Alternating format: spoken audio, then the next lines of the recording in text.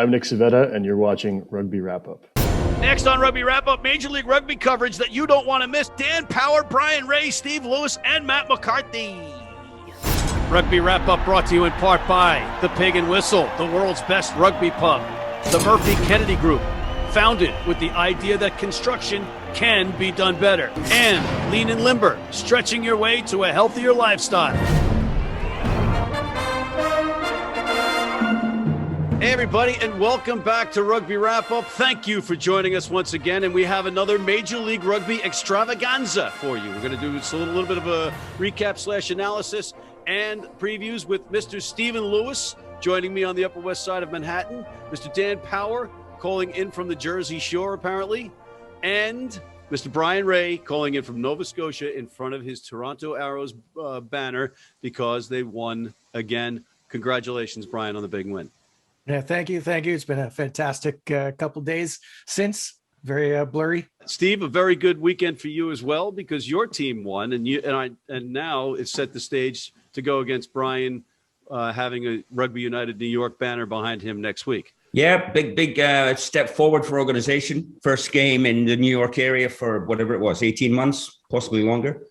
So we're in Jersey City. Happy to be there. They've been great partners. We got a game yesterday, which was a barn burner right to the end, a little too close for comfort in my opinion, but a great occasion, a satisfying weekend for us, and we're looking forward to welcoming Mr. Winokur and Bryan's Toronto Arrows this coming weekend. And Dan, you had the pleasure of calling the Utah Warriors match at San Diego, but now you find yourself hanging out with some unsavory types somewhere in New Jersey. Matter of perspective, right? I mean, I've got for the brand, my boys for the streets. So I'm representing everyone here today. And representing is something. You certainly are. But we don't have time for that. Let's get right into last week's games very quickly. We had Seattle going into Toronto, and the final score, if you had 44 points in Seattle, you still didn't win against the spread, which was about 3 points. But Bryan, I'm going to give you this one first because you got the big win, but are you okay with a team from the West Coast, 2 flights the day before, having to get up basically and play a game at 7:30 a.m. their time because it was a 10:30 a.m. start Eastern time? You're making excuses. These are excuses is what I'm hearing. All I saw was a beatdown. No, look, it was a difficult ask. We said that. We knew it was going to be a tough ask for them. But look, I kind of expected either a slow start and then they wake up, or they have a good start and then they fade at the end. We got neither. Seattle didn't even show up in that game. So, them's the breaks. Arrows look great. And, Toronto looked an awful lot like Atlanta down there, but got the win, and I'm feeling good about it. Yeah, playing on the road, potentially, I know Toronto just went into another lockdown, I think last week or the week before, so probably looking at a whole season out of country now. But credit where credit's due. I agree with Bryan. I mean, sometimes there are immense hurdles, like playing away from home for a whole year, you've just got to overcome, and Toronto got out and got the job done. It was an early game. 10:30 is early for some people on the East Coast too, Matt. You never know. So. Well, I was drinking at 6:45 tailgating for that one. But for fans, it was great. It was like West Coast NFL Sunday, right? You wake up in the morning, have breakfast, NFL kicks off at 10, and you got rugby all day. Like, we had rugby all day. It was fantastic. Yeah. And Steve, you can empathize as the general manager of New York. It's certainly been suboptimal, shall we say. I think most teams have their horror stories to share. You've got to look at it as we're trying to improve every week, every season. And the travel does affect the product, right? It affects how players show up, and it ultimately affects the way they play. Agree. When you lose 52-7, that's a shellacking, right? But to travel multiple flights, delays, to play that the day after, we've had the same issues in our flights so far. It's something the league has to address if it wants to put its best foot forward. I know there's been discussions and they're intending to do that, but the travel's been, I'll stick with suboptimal. Let's leave it at that. All right. Suboptimal was the weather in New Orleans, where the Free Jacks and the Gold looked like they needed flippers to get by, flippers and a snorkel for that match. And it was just sloppy. A 1-point game. Noah holds on, but impact. And Steve, you brought this up, the way this impacted the standings. Yeah, well, and obviously, like we're all, hawk-eyes on each other's performances, what have you. So bonus points become important. Even now, you're always watching what the teams are doing, particularly in your conference. So, self-interest. We want these conference teams to lose to West Conference teams. And then, it's human nature. So yeah, these things become important. They don't seem important now, but all this will become critical towards the end of the season. A bonus point here, dropped, that fourth try missed somewhere, a conversion that keeps you within 7 or out of 7. All these things are important, and we're watching them.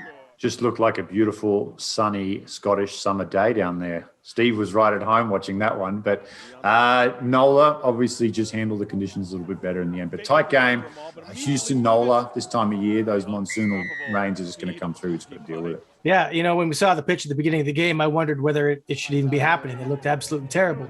But I just think you have to give some credit to the players themselves for trying to play some expansive rugby and pulling off an entertaining match for the fans. Yeah, they scored 59 points or 60 points in that slop. We haven't been lacking for points in this league so far, right?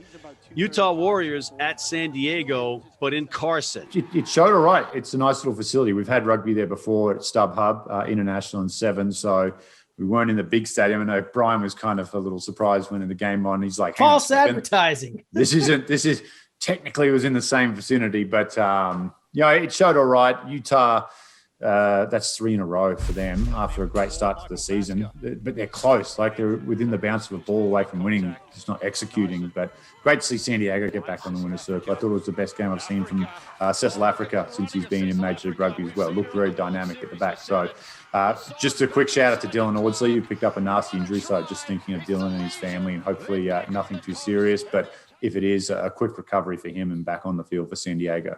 And what was Peterson's story? We didn't get it. We didn't hear. So put out feelers. I mean, Matt, you understand this as well. Sometimes it's quite difficult to get this information, but hopefully he's okay.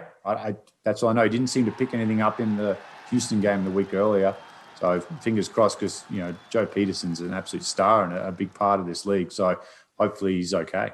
And that was a steal of a win, really, because they were out without him. They don't have those reinforcements of Paddy Ryan and Josh Furno yet. We have any idea on the return of Rob Shaw? Anybody? No, chalk that one up to another one. We don't know. Teams are very guarded with this stuff. Cecil Africa looks like he's starting to find his footing, and he's doing it without all the other weapons. Yeah, he is. And it was always going to be transition time, right, for Africa, because he's been so dominant on the 7s. Now, he's played some 15s in between there. But once you play 7s for so long, there's an adjustment period to obviously a lack of space and then more people on the field, which create even more issues. But he feels more settled now. He looks more settled. That combination with him and Besson is one that I'm really excited to see as the season progresses. He is a lump, Bjorn Besson, and excited to watch him play. Good pedigree as well from the Blue Bulls. So they've got some stars, but now with the injuries, Matt, it's a depth thing out in San Diego. How much depth they got in the back line, because you mentioned Rob Shaw already, Audsley. We're still waiting for Paddy Ryan, Josh Furno. While you wait for those guys, you can't really fill those roster spots because those spots are allocated. So their depth is going to be tested here. Yeah, but it's not. They're just going to LA next weekend. It's no big deal, right? No. Staying in LA, I guess. The Gilgronis were losing the tight ones or the close ones in the early stages. Now they've seemed to turn the corner. And then, since you're the Gilgroniac, wait, they could be 5-0. That's the crazy thing. Like you said, a couple of different things in those first 2 games. They're undefeated, but a lot of similarities between season 1 Seattle here. Like, they're just tough and gritty, and they kind of just squeak these wins out, which is going to put them in good stead to the back end of the season, into the finals, because those are the kind of games that you want to be able to win. But they're just getting it done in Austin. And, a lot of people talk about the Gilgronis and the Gilgroniacs and all that stuff, but just think 2 years ago they didn't win a game, Matt. So just to see them competitive and in this spot, second place in the West, it's great for rugby. It's great for Austin. And it just goes to show that you're not at the bottom long in this league. You can fight your way back up. Brian, America's Rugby News have any intel? Was it indeed a sniper that got Zack Pangilinan on that person down the middle of the field? Yeah, I wasn't sure, waiting for the meme to show up on the internet. Poor Zack, but I am hearing that it's not as bad as it looked. So hopefully he'll be back sooner than later. So that's a good thing. You have to say, what a performance from Houston. They really, put it into LA until just the very end when they just kind of faded off at the end. But On one hand, awesome, scoring all those points. On the other hand, how many restarts did they give away points to LA? So I think they could have done even better if they had played. I think there's more in Houston that we haven't seen yet. So just an entertaining game, though, for the fans. The thing that got me was that Houston was in the driver's seat on this one. It's impossible to figure this league in certain ways because, again, a bounce of the ball changed the complexion of the match, really. And LA tested under fire, came through in the end. But a big step forward, I guess, for the SaberCats in a loss, Steve? Yeah, but I think perhaps something you're missing here is that, you've got a 16-game season in 18 weeks, right? And if you look at LA's team selection, Ghetto on the bench, you have to rotate players. We did the same thing this week in New York, and you're going to see that. Teams are going to have to start sitting someone out, sitting another guy out, and trying to rotate that. And I think it was a great performance by Houston. They've come back from the edge of the abyss. So not taken away from them, but that was certainly LA were looking ahead there and had 2-3 guys, 4 starters, not starting. And then the last match, Old Glory came into Jersey City to face your New York team, Steve, but I'll ask Brian his opinion of this one first. Hey, just a thriller, back and forth action. Every breakdown is getting scrappy. That big hit by Fuatai and Robertson really kicked things off there. I thought both teams played well. I mean, they're going to pick things in defense. Callum Gibbons completely falling asleep and letting Kara Pryor running around. You don't see that from a guy that experienced, right? Stuff like that. Dan Hollinshead, another stormer for New York. I just thought it was a great, entertaining game. Good to see New York getting back and playing in their home vicinity, so we say. And another, I kind of figured New York was going to win this a little bit more comfortably than they did. So I'm glad to see Old Glory, putting up that close of a fight. And it's so hard to predict games every week. So it's a great spot that we're in with these games that we're seeing. And Old Glory holding their own with those 3 rookie American bred and born outside backs. Dan, are you going to change out your man crush for Sam Windsor on Dan Hollinshead now? Oh, I don't know. We had him last week, and he had a smashing game down there. But Old Glory looking a lot better with Jason Robinson back. He'll be better for the hit out with the thumb. He's still got some hardware in there. You saw that was pretty heavily taped up. But Ryan's not going to like this next one. I think those are the 2 best sides on the East Coast right now. I would say New York and Old Glory. I think Toronto's going to have I think it's just being in Atlanta. I just see the grind of that getting to guys being away from family and friends and familiar surroundings. It's going to be hard. I think those 2 teams are best equipped. And circle your calendar, folks. May 8th, LA in New York. That's going to be a smashing game. Smashing, baby. Steve, if New York finished first, who's going to finish second in the East? The second best team in the East. That's a heady answer. Heady nothing answer. Thank you, Stephen. All right, guys, we're going to take a quick break, and we're going to come back with previews of next week's matches. Don't go away. If you're in New York City and want to watch some great rugby, have some great food, and some great times, go to the world's best rugby pub, the Pig and Whistle on West 36th Street. Been blind since I was 4. And I've never seen a beer commercial or a beer label. None of that stuff influences me. I drink beer because of the taste. And my beer's Pabst Blue Ribbon. It has the taste and the flavor. What do you think's on the label? I think there's a naked woman riding on a unicorn, jumping over fire.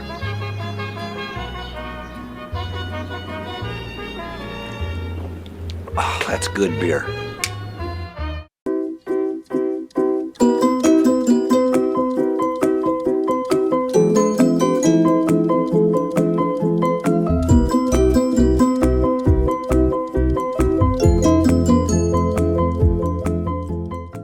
Back, ladies and gentlemen. Stephen Lewis, Bryan Ray, Dan Power. I'm Matt McCarthy. Guys, let's look briefly at the upcoming matches, and there are some interesting ones, beginning with New Orleans going to Atlanta.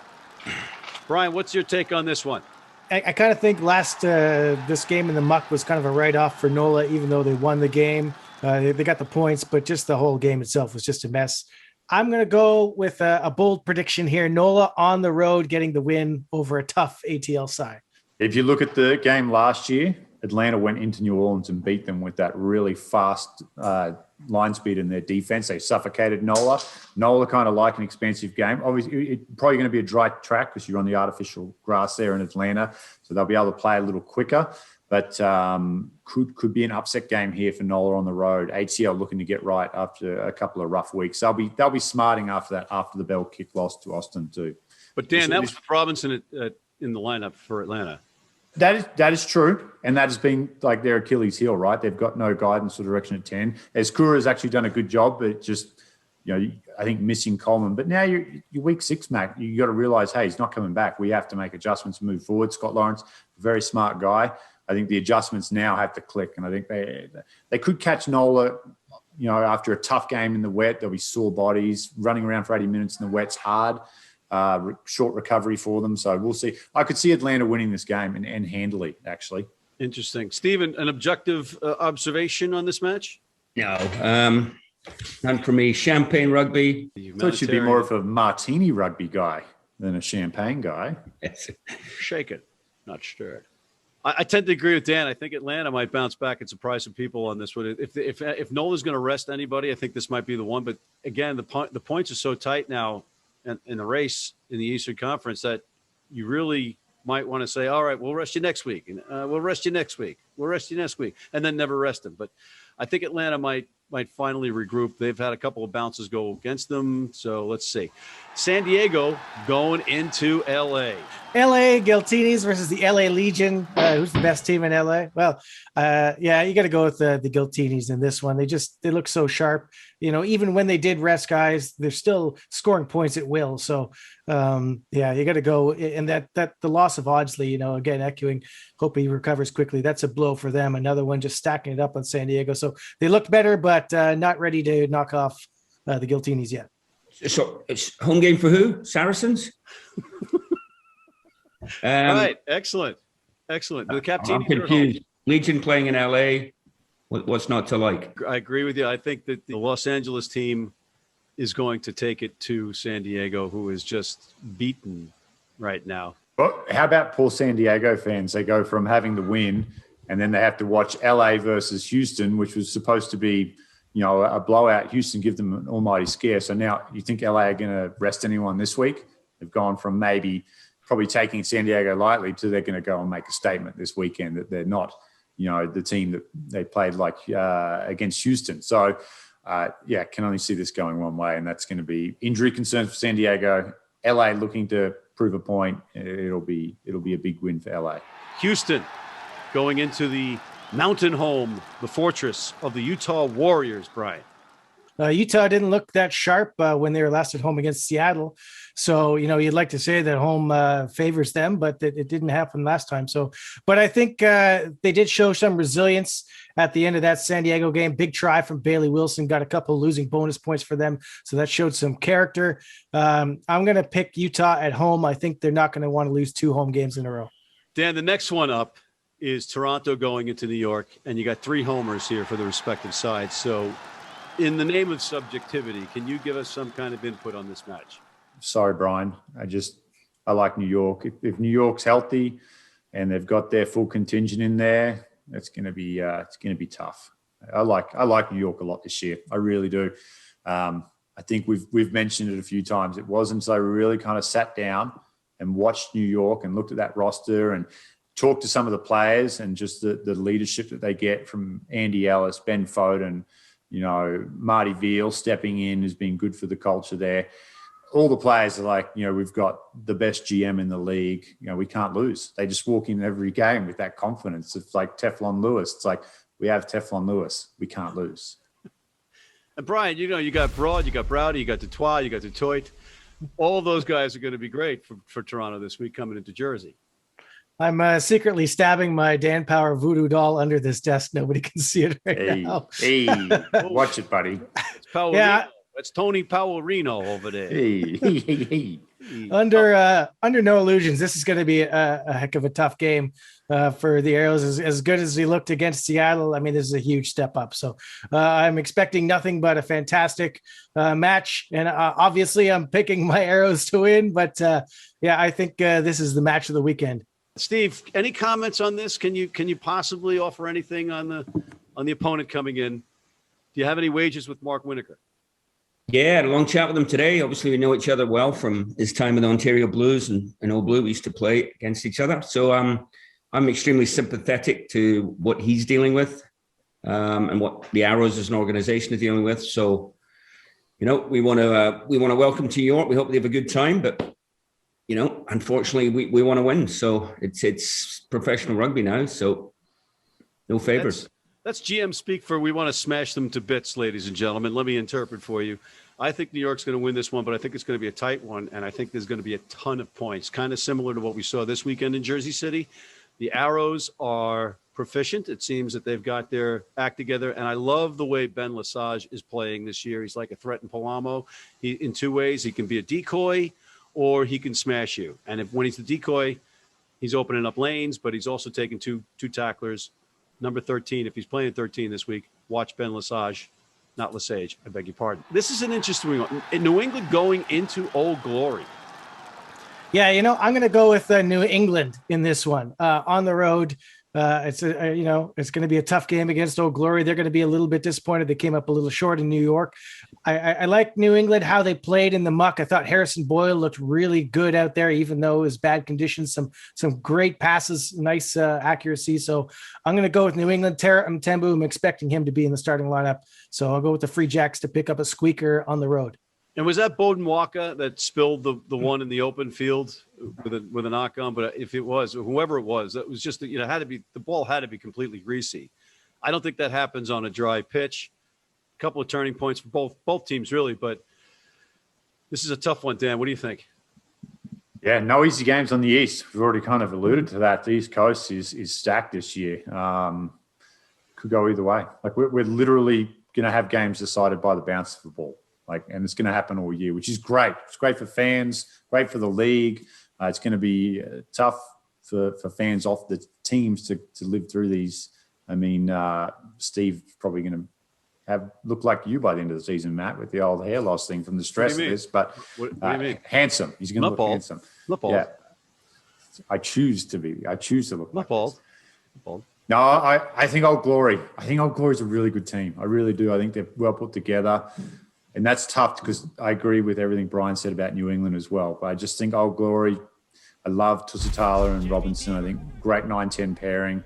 They're going to be a bit more helpful to the inexperienced backs where you talked about, Matt. I think at home, they'll bounce back. It'll be tight, though. Really, really tight game. That'll be a good one, too. Yes, agree. So you said that last week, right? You had Dabulus, you had DeMonte and Cusano, all three who, along with Lockyer, actually played All-American Collegiate Sevens 2 years ago. And we thought the same thing. Cusano ends up scoring, Noble ends up scoring. They play against New England. I don't know their team selection, but you're looking at Dougie Fife, probably Mitch Wilson, and Bowden Walker. So you would think there's a gulf, but they were supposed to have been a gulf this week. Those kids stepped up, so I'm very happy for them all. Okay, fair play. I'm going to change my mind because I had Paul Sheehy and Chris Dunleavy in my face this weekend in the stands, so I'm going to go with Old Glory. The next one, Seattle. Going into Austin, Dan, the Gilgroniacs on a tear. Franchise history record 3-game winning streak. Is it going to be 4?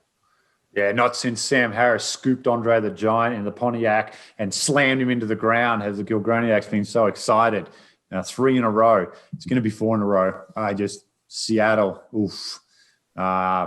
What about that? It's just 2 championships in a row. He didn't look good last year, to be honest, in that 5-game run. And I'm not sure what the solution is up in the Pacific Northwest, but Austin, that defense has been super, super strong. I've really been impressed with the job that Sam Harris and Mark Gerard have done down there with that side. So won't pick against them until I see something different. Brian, is Brock Stoller coming back for Seattle? And where is he? What happened? Brock Stoller is not coming back, period. He's had enough. Seattle, you can't pick them going into Austin. Any final thoughts, gentlemen? I love the fact that Steve Lewis is wearing a tuxedo. This should be a consistent for every show. He looks dashing. You can never be too overdressed, Stephen. 0 for 5 in predictions last week, 6-0 in predictions this week. I have no idea what's going to happen, but I'm looking forward to watching some more rugby. Do you have a Rugby United New York hat, perchance? Do I? Yes. Are you crazy? You'll be wearing it next week if you did. On that note, I want to thank Mr. Dan Power, Mr. Bryan Ray, and the debonair, dashing Stephen Lewis from the Upper West Side, the bourgeois Upper West Side. On behalf of these gentlemen, I'm Matt McCarthy for Rugby Wrap-Up. Thank you for tuning in, and make sure you check out our other segments, including our Major League Rugby show, our Global Rugby Recap, What Are the Odds?, our Major League Rugby Sports Bet show with the Philly Godfather, John Bradshaw Layfield, the WWE legend, and Gifty Bailu, martial law, the Zack Attack, and please sign up for our American Red Cross Rugby Wrap-Up Blood Donor Team.